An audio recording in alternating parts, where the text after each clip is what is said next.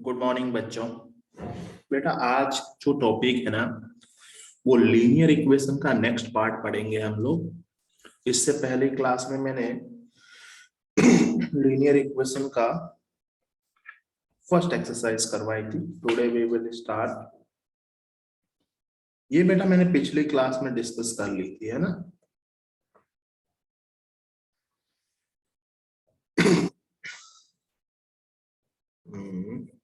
तो आज हम ये नेक्स्ट वाली एक्सरसाइज करेंगे, graphical method of solution of linear equation.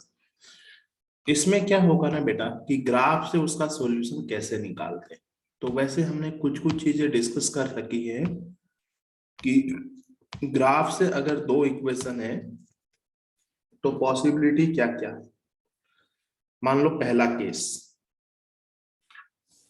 जैसे दो लाइन है मेरे पास, एक है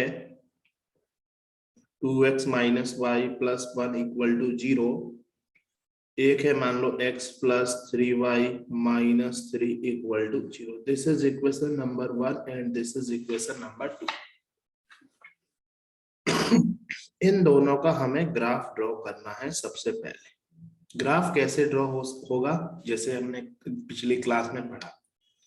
मान लो केस 1 में ये लाइन 1 का ग्राफ आया, इसको मैंने बोल दिया लाइन 1, इसको बोल दिया लाइन 2। ये लाइन 1 का ग्राफ आया, ये लाइन 2 का ग्राफ।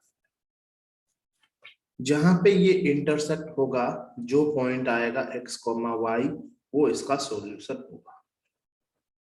पहला केस सिंपल।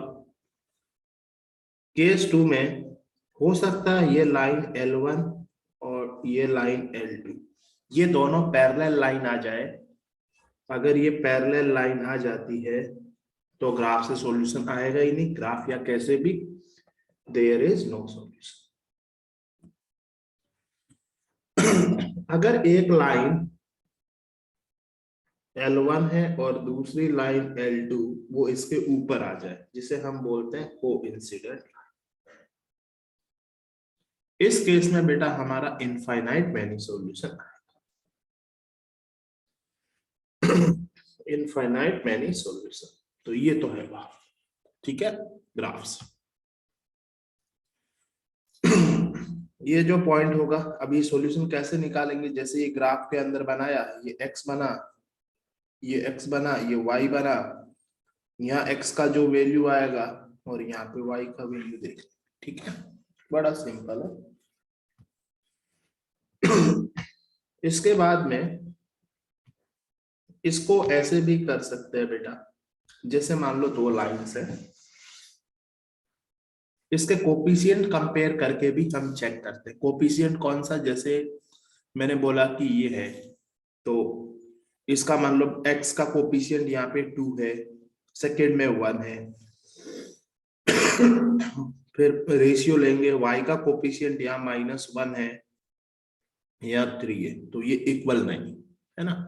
तो ऐसे ही हम बेटा रेशियो लिया करते हैं कि जैसे मान लो ये दो इक्वेशन है मेरे पास, ये दो इक्वेशन है। तो बेटा जैसे अगर मैंने यहां से पहला पॉइंट इनका रेशियो लिया a1 और a2 का और b1 और b2 का, ये इक्वल नहीं आया, ये इक्वल नहीं आया, तब तो होगा यूनिक सॉल्यूशन।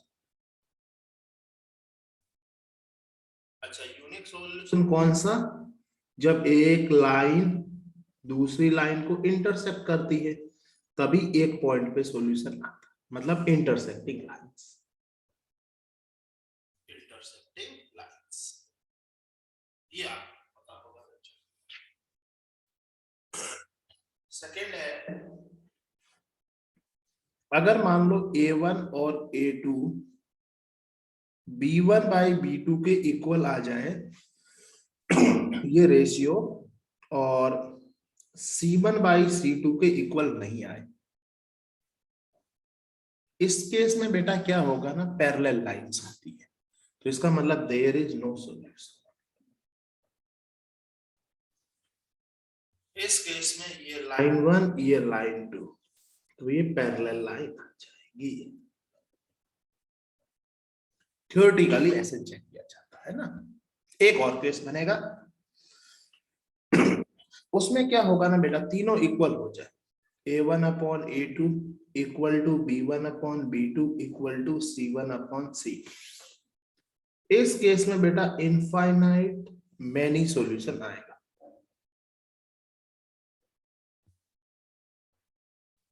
यहाँ पे लाइन क्या होगी ना, कोइंसिडेंट करेगी। ये लाइन 1 है, ये लाइन 2 है, मतलब ये क्या होगी, कोइंसिडेंट लाइंस, एक दूसरे को ओवरलैप करते। ठीक है, तो 3 कंडीशन हमने पढ़ी और इन तीनों को ध्यान रखना। इंटरसेक्टिंग लाइंस और ये वाले, ठीक है, ये आपको चीज ध्यान रखना।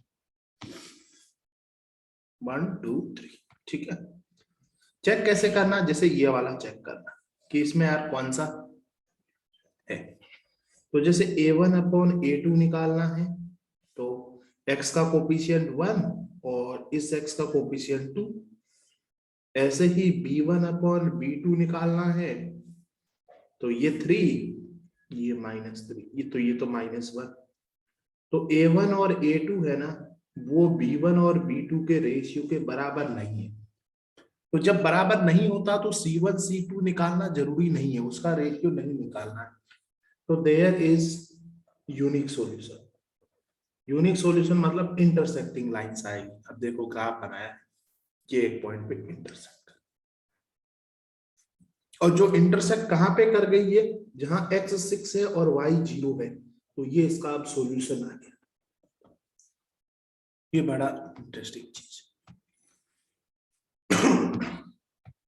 तो अब हम आते हैं डायरेक्ट एक्सरसाइज 3.2 में और इसको सॉल्व करते हैं बेटा, ठीक है।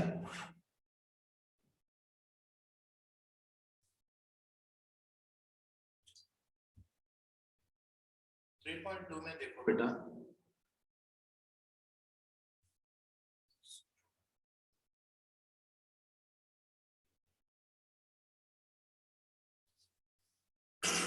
अब इसका देखो बेटा, क्वेश्चन नंबर 1 क्या है, find the linear equation in the following problem and find their solution graphically. अच्छा, इसको ग्राफ से सॉल्व करना है। एक मैं बताऊंगा, बाकी बच्चे खुद कर लेंगे, बहुत इंटेलिजेंट। इसका फर्स्ट पार्ट देखो बेटा ध्यान से। 10 student of A class 10 took A part in mathematics quiz. मतलब टोटल मेरे पास 10 स्टूडेंट थे। बात समझ आ गई।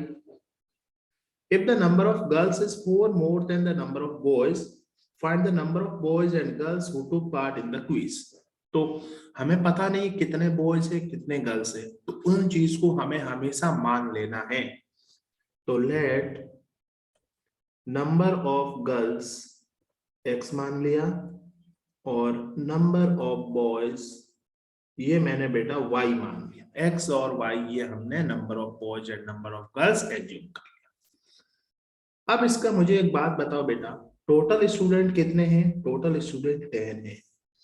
तो हमें पता है ना, girls plus boys equal to 10। This is equation number 1। कितना मजा है। If the number of girls is 4 more than the number of boys, लड़कियां 4 ज्यादा है ना बॉयज से, तो इसका मतलब बॉयज कितने हैं y और गर्ल्स कितनी हैं 4 ज्यादा है। ठीक है। अब जैसे मान लो, इसका मतलब ये हुआ कि if the number of girls 4 more than, मतलब जैसे बॉयज 2 है, तो फॉर एग्जांपल हाँ बॉयज 2 है तो गर्ल्स 4 उसमें प्लस कर देंगे तो वो 6। इस टाइप का कुछ मान लो ये बॉयज है ये गर्ल्स है, तो दोनों का डिफरेंस कितना? दोनों का डिफरेंस 4 का। या फिर मैं ऐसे बोलूं कि गर्ल्स इक्वल टू बॉयज के अंदर 4 ऐड कर, तभी इक्वेशन बैलेंस बनेगी, है ना, तभी इक्वेशन बैलेंस बनेगी। या दोनों का डिफरेंस ले लो, कौन ज्यादा है? गर्ल्स ज्यादा है, तो गर्ल्स तो x है, x minus y is equal to 4, है ना, x minus y equal to 4। मतलब बॉयज के अंदर मुझे 4 ऐड करना पड़ेगा तभी मेरी इक्वेशन बैलेंस बनेगी। This is equation number 2। यहां तक बच्चों कोई प्रॉब्लम नहीं। अब क्या करना है, number of force and part the quiz, ये आपने ग्राफ से सॉल्व करना। तो हमने ग्राफ ड्रॉ कर लिया।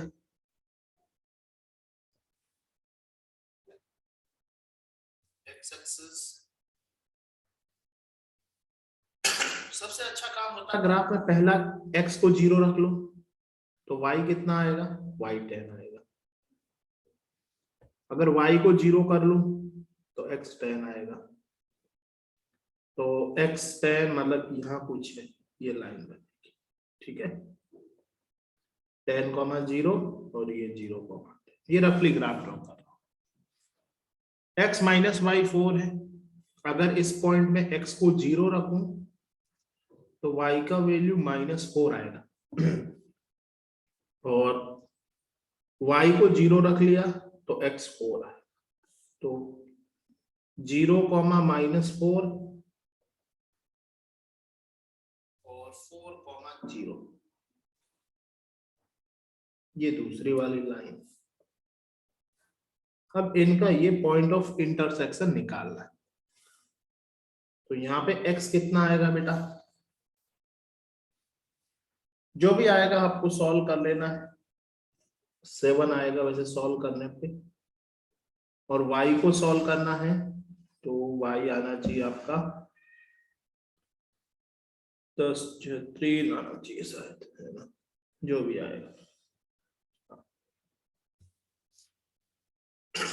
तो इसका मतलब x तो हमने, ये आ गया इसका 7,3। तो 7 क्या, x का वैल्यू, और y का वैल्यू कितना है 3। तो ये नंबर ऑफ गर्ल्स हो गई और ये नंबर ऑफ बॉयज हो गई, ठीक है। अगर बेटा अच्छे से ग्राफ बनाओगे ना उसमें क्या होगा, ये ग्राफ में अपने को एग्जैक्ट पॉइंट दिख जाएगा, है ना। अब इसका सेकेंड पार्ट देखो, इसका सेकेंड पार्ट देखते हैं बेटा। सेकेंड पार्ट में क्या पूछा गया है, 5 pencil and 7 pen together cost is 50 rupees। बेटा जिनका कॉस्ट पता नहीं है ना उसको find the cost of 1 pencil and 1 pen। तो 1 पेंसिल का कॉस्ट हमने एज्यूम कर लिया x और 1 पेन का कॉस्ट हमने मान लिया y। ये चीजें तो आपको माननी है। 5 पेंसिल और 7 पेन, तो पेंसिल का कॉस्ट x, तो 5 पेंसिल का 5x plus 7y equal to 50। This is equation number 1। 7 pencil and 5 pen, तो 7 पेंसिल और 5 पेन जिनका कॉस्ट 46, ये इक्वेशन नंबर 2। फाइंड द, अच्छा इसका 1 कॉस्ट किस कैसे निकालना है, ग्राफिकल।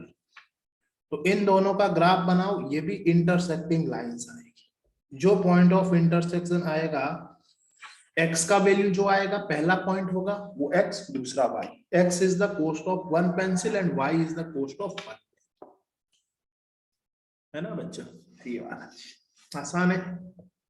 तो ये दोनों फर्स्ट ऑल डन हो गया। अब आते हैं क्वेश्चन नंबर 2 में।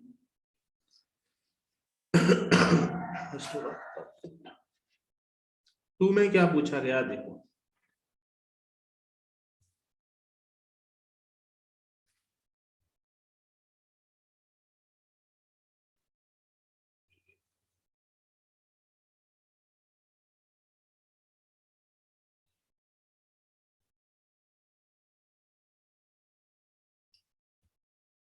में पूछा गया है बेटा,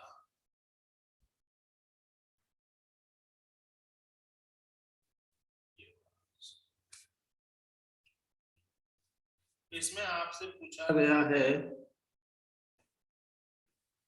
on the comparing this ratio find whether the linear represent the following pair of equation parallel और कोइंसिडेंट, मतलब इंटरसेक्टिंग लाइन है या पैरेलल है या ऐसे कौन सी लाइन। तो इसमें हम बेटा ऐसे करेंगे सेकेंड में। चलो फर्स्ट वाला एक दो पार्ट में बता देगा। फर्स्ट में क्या है, कौन कौन सी लाइन दी हुई है, एक है 5x minus 4y plus 8 equal to 0। इसका सेकेंड पार्ट है 7x plus 6y minus 9 equal to 0। इन दोनों में हमें चेक करना है। तो इन दोनों को चेक करने के लिए सबसे पहले हम निकालेंगे a1 अपॉन a2, वो आ जाएगा मेरा x का रेशियो दैट इज 5/7। फिर मैं निकालूंगा b1 अपॉन b2, y का रेशियो दैट इज -4/6, तो विच इज -2/3।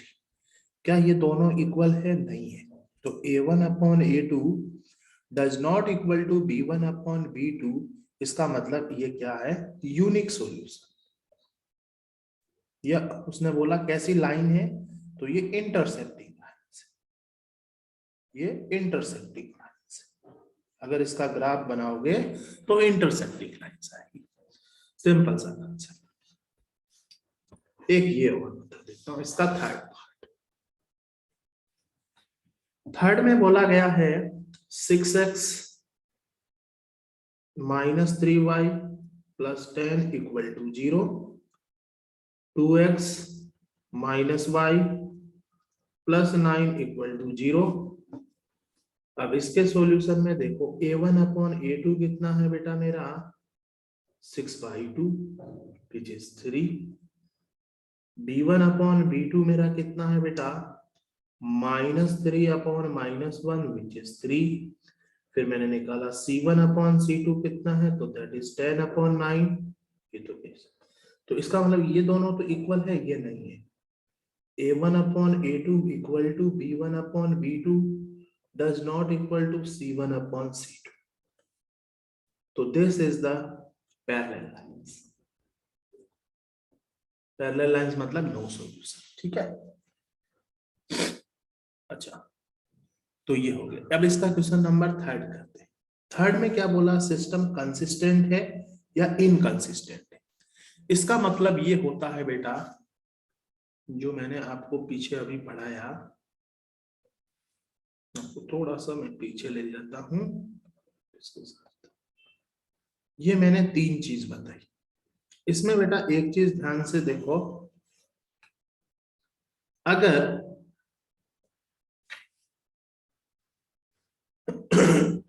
किसी का भी कम से कम एक भी सॉल्यूशन आ जाए तो ऐसे सिस्टम को कंसिस्टेंट सिस्टम बोला जाता है। तो इसमें सॉल्यूशन एग्जिस्ट कर रहा है, इसमें भी सॉल्यूशन एग्जिस्ट कर रहा है, ये दोनों सिस्टम तो मेरा कंसिस्टेंट है। कंसिस्टेंट सिस्टम का मतलब जिसका सॉल्यूशन आता हो, तो इनफाइनाइट में नहीं आ रहा, तो इसमें एक आ रहा। बट सेकंड वाला जो पैरेलल लाइन है ना, इसमें कोई सॉल्यूशन आ ही नहीं रहा। तो जब कोई सॉल्यूशन नहीं आ रहा है तो ऐसे सिस्टम को हम इनकंसिस्टेंट बोलते हैं, इनकंसिस्टेंट, ठीक है। तो सिंपल सा कंसेप्ट, जिसका कोई सॉल्यूशन नहीं, इनकंसिस्टेंट। जिसका कम से कम एक सॉल्यूशन आ जाए वो सिस्टम होता है कंसिस्टेंट। बात खत्म। अब आते हैं उसको,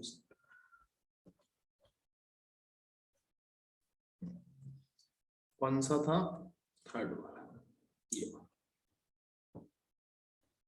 इसमें पूछा गया है on the comparing equation are consistent और इनकंसिस्टेंट। वही कॉन्सेप्ट अभी जो पढ़ा।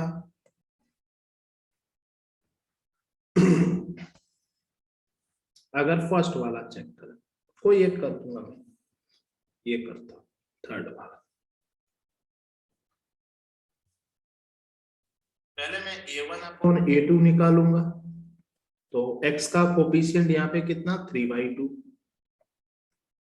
डिवाइड बाई यहाँ x का कोफिशिएंट कितना 9, तो 9/1। मतलब अब a1 अपॉन a2 कितना होगा, ये 1 तो 3 के साथ मल्टीप्लाई और 2 और 9, ये 3 कैंसिल, तो 1/6 आ गया। b1 अपॉन b2 निकालेंगे। 5/3 डिवाइड बाई -10, तो b1/b2 10 ऊपर चला जाएगा,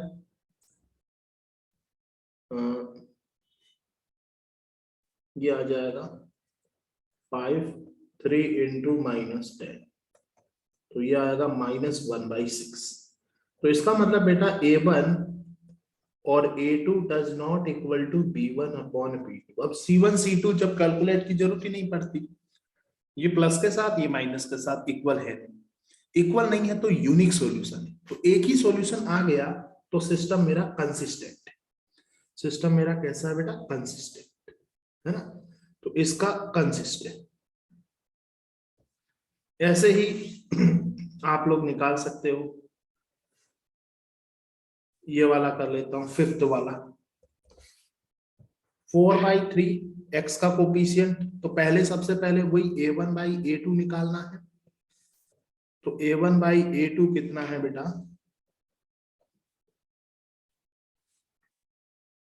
यहां से देखो 4/3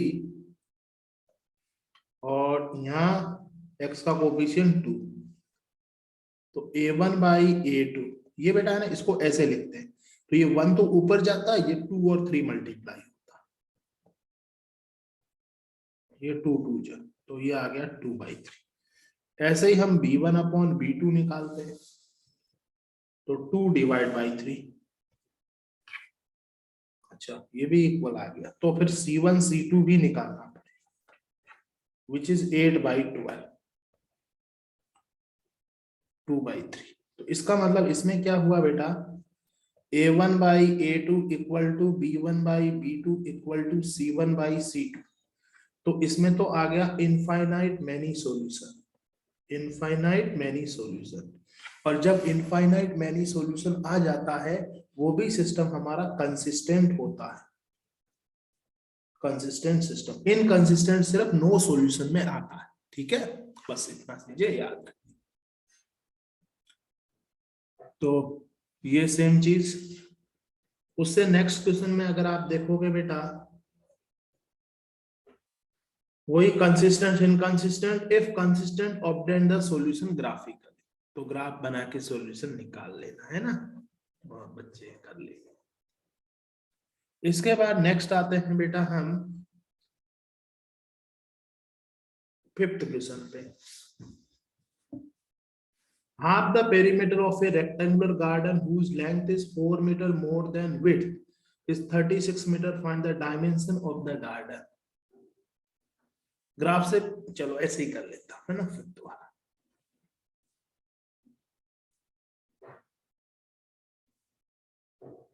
फिफ्थ वाला मैं बता देता हूं। हाफ द पेरीमीटर ऑफ, मतलब मेरे पास बेटा एक रेक्टेंगुलर गार्डन है। रेक्टेंगल ऐसा होता है, चलो इसका मैंने ब्रेड को x मान लिया और लेंथ को y मान लिया। तो जो इसका पेरीमीटर होता है ना, वो होता है 2 times of breadth plus length, ये इसका पेरीमीटर। इतना इंफॉर्मेशन पता है। अच्छा, perimeter of a whose length is 4 metre more than its width. अच्छा, जो उसका लेंथ है ना, वो विड्थ से 4 मीटर ज्यादा है। अगर बेटा इसका विड्थ x है, तो y का वैल्यू कितना होगा? x+4 होगा। y का वैल्यू x+4, विड्थ x तो लेंथ ये। ठीक है, ये चीज एक x तो दूसरा x+4। अब मुझे एक बात बताओ बेटा, और इसका half perimeter, half of the perimeter is 36 metre. तो ये तो फुल पेरीमीटर है, हाफ 2 से डिवाइड करो, तो x प्लस y का वैल्यू आ गया 36। अब y का वैल्यू x+4 है, तो y का वैल्यू x+4 पुट कर दिया इक्वल टू 36। तो 2x + 4 इज 36। 2x का वैल्यू 36 - 4 32, x का वैल्यू 2 से डिवाइड किया तो 16। तो x 16, तो y कितना आ गया? 16 + 4 20। तो इसने क्या बोला? Find the dimension. तो उसका ब्रेड 16 होगा और लेंथ 20। ठीक है, 6 में क्या, given line equation another linear equation in two variable such that geometrical representation. अच्छा, इसमें बेटा हमें एक लाइन पता है, कौन सी, x minus y plus 1 equal to g. Sorry, ये 6 में मुझे क्या दिया गया है बेटा, x 2x plus 3y minus 8 equal to 0। एक अनोदर लाइन लिखनी, तो अनोदर लाइन मैंने ऐसे लिख दिया, ax by इक्वल टू 0। अगर वो इंटरसेक्टिंग लाइन है तो 2/a does not equal to 3/b। तो a और b कुछ भी रख लो, जैसे इसको मैंने 5 रख दिया, इसको भी मैंने 5 रख दिया, तो 2/5 और 3/5 तो इक्वल होगा नहीं, और c तो मनमर्जी से कुछ भी रख, तो मैंने रख दिया यहाँ पे 5/5। तो 5x 5y प्लस इसको 10 रख दिया। ऐसी बहुत सारी लाइंस आएगी, तो ये तो हो गई इंटरसेक्टिंग। पैरेलल है तो ये दोनों सेम होना चाहिए, तो पैरेलल के लिए ये तो 2x ही होगा, सेकंड ये 3 कर दो, और c को इसके अलग रख दो, तो c को प्लस का 10 रख, ये 2 की जगह इनका रेशियो सेम होना चाहिए। इसको 4 और 6 भी रख सकते हैं ना, 4 और 6 भी रख सकते हैं। कोइंसिडेंट है तो बेटा सेम ही लिख दो, या इसको किसी इस 3 से मल्टीप्लाई कर दो, 3 2 जा 6x, 3 3 जा 9y, और 8 3 जा -24 इक्वल टू 0। ये इसकी कोई बहुत सारी लाइंस आएंगी, जितना मन हो लिख सकते हो। इसके बाद हम आते हैं 7th क्वेश्चन में। क्या पूछा है, draw the graph of equation and determine the coordinate of the vertices of the triangle formed by these lines and the x axis. चलो ये बना ही देते हैं, है ना, बच्चों का मन है। मैं तो रफ ग्राफ बनाऊंगा, आपको फेयर बनाना है। पहले कोऑर्डिनेट एक्सिस बना लिया मैंने,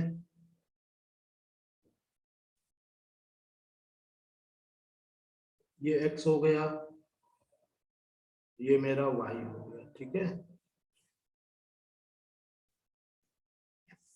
अब this is x, this is y।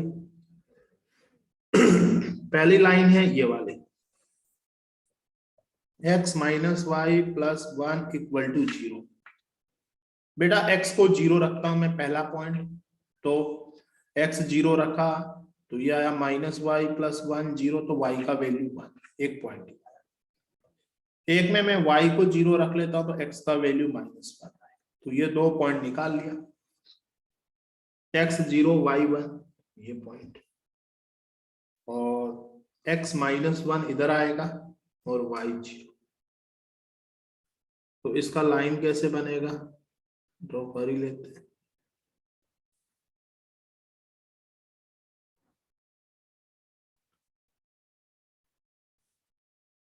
ठीक है, मैं ऐसे थोड़ा रफली पॉइंट ले रहा हूं। दूसरी लाइन क्या है, ये 3x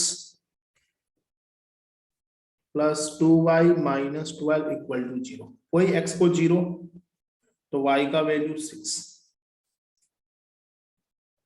y को 0 तो x का वैल्यू 4, तो x 0 तो y 6। चलो यहाँ कहीं x 0 x 4,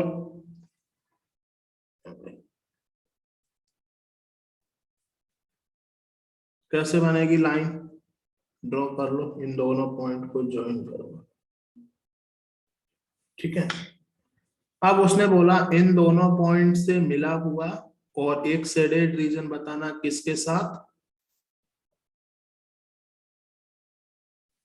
एक्स एक्सिस के साथ, है ना।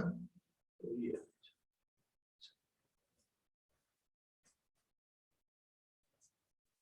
ये ट्राइंगल बना, इन ट्राइंगल के कोऑर्डिनेट लिखना है, तो ये लाइन तो इस पॉइंट पे कहाँ कट करी थी, पहले वाली लाइन है, जिसका एक पॉइंट आया था 0,1, x0 y1, ठीक है, दूसरा x-1 और y0। इस लाइन का ये पॉइंट, इसके दो पॉइंट आए थे, एक 0,6, एक 4,0, ये पॉइंट, ये इन दोनों का इंटरसेक्टिंग पॉइंट। तो ये आप सॉल्व कर लेना, मैं इससे डायरेक्ट सॉल्व कर रहा हूं। तो आ जाएगा 2x - 2y + 2 = 0, 3x + 2y - 12 = 0, 5x = 10, तो x तो आएगा 2, x 2, 2 + 1 3, तो y 3 आना चाहिए, ठीक है। ये तीनों पॉइंट ग्राफ बनाओगे तो आपको फील हो जाएगा। नेक्स्ट वाली एक्सरसाइज फिर अगली क्लास में, तब तक कल आ जाए। डेली मेरा एक क्लास अपलोड होता है। बाय बाय बच्चों।